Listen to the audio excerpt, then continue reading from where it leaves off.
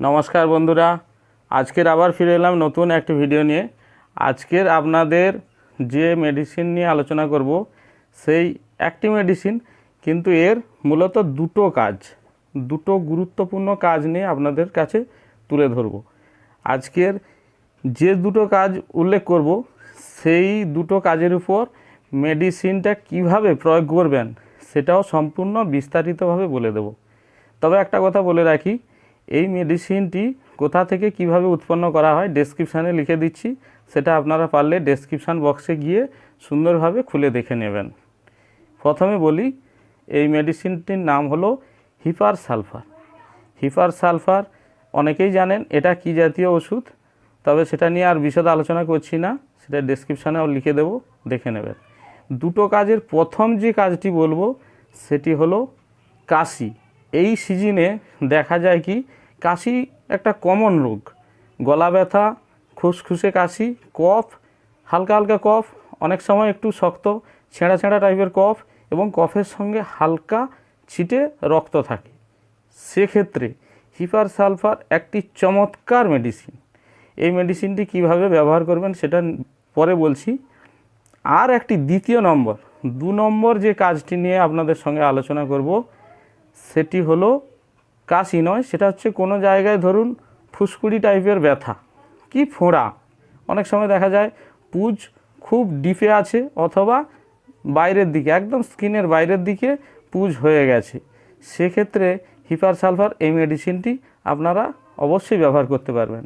তবে প্রথমে যে রোগটির নাম বলেছিলাম আপনাদের, সেটা নিয়ে আপনাদের আলোচনা করব। প্রথমে যদি দেখা যায় গলা ব্যথা থাকে, খুসখুসে কাশি, এবং তার সঙ্গে ছিঁড়ে শক্ত অল্প অল্প কফ, কি হালকা লাল টাইপের একটু রক্ত থাকে, সেক্ষেত্রে আপনারা এই হিপার সালফার মেডিসিনটি 3x থেকে 30 আপনাদের যেটা সুবিধা হয়, কালেকশান করা যেটা সুবিধা হয়, আপনারা যে কোনো হোমিও স্টোর থেকে কালেকশান করে নেবেন। যেটা আপনারা হাতের কাছে পাবেন সেটা ব্যবহার করতে পারেন। 3x হলে খুবই ভালো। 3x যদি হয় তাহলে 1 ফোঁটা করে সারাদিনে 3 থেকে 4 বার খালি পেটে ডাইরেক্ট জিভে ছেড়ে আপনারা খেয়ে যাবেন।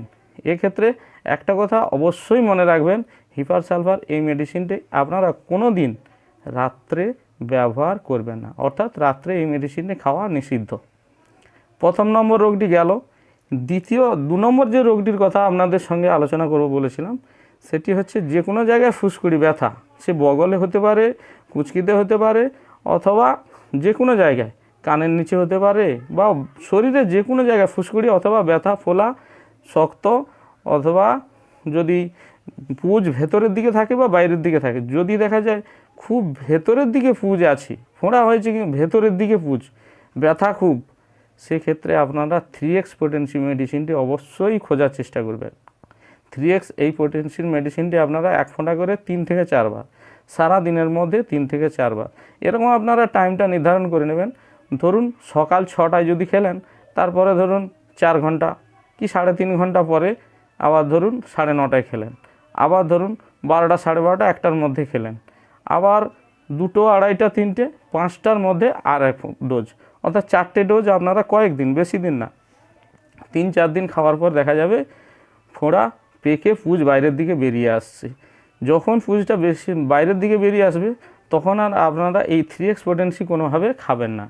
3x পোটেন্সিটা বন্ধ করে দিয়ে 200 CH পোটেন্সি আপনারা চেষ্টা করবেন যে গ্লোবুলসে 30 অর্থাৎ 30 নম্বর গ্লোবুলসে আপনারা মেডিসিনটি তৈরি করে নেবেন। 200 CH পোটেন্সি, এটাকে আপনারা কি করবেন, প্রত্যহ সেই 4 বার করেই খাবেন। তাহলে তাড়াতাড়ি দেখবেন পুজটা বেরিয়েও যাবে, ব্যথাও উপশম হবে, আপনাদের কোনো সমস্যা থাকবে না, এবং ব্যথা শুকিয়েও যাবে। এই একটা মেডিসিনে, কেবলমাত্র একটা মেডিসিনে আপনাদের ব্যথাও শুকিয়ে যাবে, সম্পূর্ণরূপে ব্যথা নির্মূল হয়ে চলে যাবে, এবং আপনি বুঝতেও পারবেন না ওখানে কোনো ফোঁড়া হয়েছিল কি না। এইবার এই দুটো রোগ নিয়ে আপনাদের সঙ্গে এখন বিশদভাবে বললাম। এছাড়া মেডিসিনটির সম্বন্ধে আরও ডেসক্রিপশানে সুন্দরভাবে লেখা থাকবে, বা কিছু জানার থাকলে বা কিছু ধরুন বুঝতে পারছেন না, বা অনেকেই বুঝতে পারে না যে রোগটা তার অ্যাকচুয়াল কী হয়েছে, তখন অবশ্যই মানে অনেক ফোঁড়াতে কী হয়, সাইলেসিয়া ব্যবহার করা হয়। সাইলেসিয়া না হয়ে হিপার সালফার কোথায় ব্যবহার করব, কোথায় সাইলেসিয়া, অনেকে বুঝতে পারে না। সেই ক্ষেত্রে আপনাদের অবশ্যই কমেন্টস করে জানাতে হবে। চ্যানেলে গিয়ে অবশ্যই আপনি কমেন্টস করুন, কমেন্টস করলে আপনাদের যথাসম্ভব আমি উত্তর দিয়ে থাকব। নমস্কার, আজকের মতো বিদায় নিচ্ছি। যদি আমার এই ভিডিও ভালো লাগে অবশ্যই একটা লাইক দিতে